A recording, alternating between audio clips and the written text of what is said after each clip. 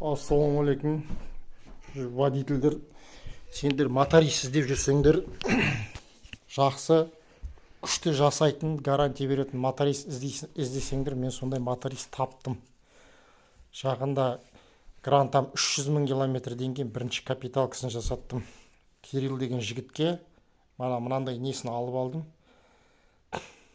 Не дейді мына жаңа атын не дейтін еді мына бәлені, міне нөмірі, если что осылайынан көрсетейін, сақтап қалыңдар өздеріңе, скриншот жасап па.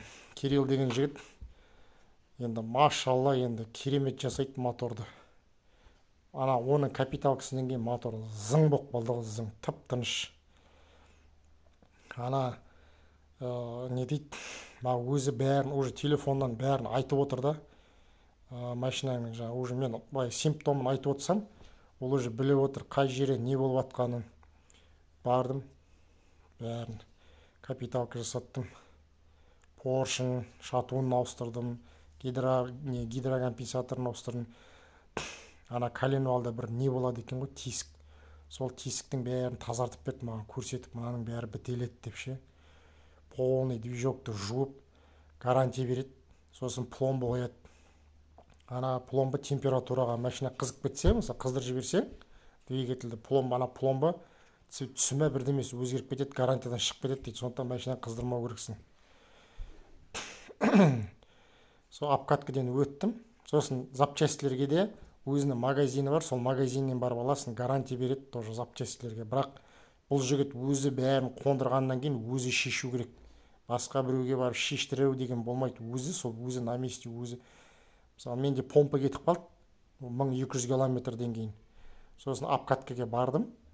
Сол кезде помпаны шешіп, магазинге фото, видеосын жіберді. Қолыма помпаны ұстатты, бар ауыстырып береді деді. Бардым, ауыстырып берді ғой. Просто мен үстіне доплата жасап, ана тызан алдым. Ана өздерінің басқа берген помпасынан басқа. Сол енді моторист енді 120 000-ға жасаттым, өзінің бағасына сай да, гарантиясы менен өзінің бағасына сай. Капремонт деген өзі сондай тұрады. Мен Астанада ше прокладканы ауыстыратын едім, тек қана прокладканы ауыстыру 60 000 тұратын еді. Бұл жігіт жаңағы 120 000-ға жасайды, полный капиталка.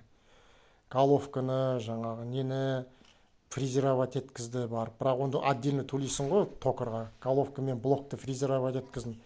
Өзі барып апарып алып жүрді, молодец, айтыр, шустрый жігіт екен. Сондай ақ көңіл, алдамайды да.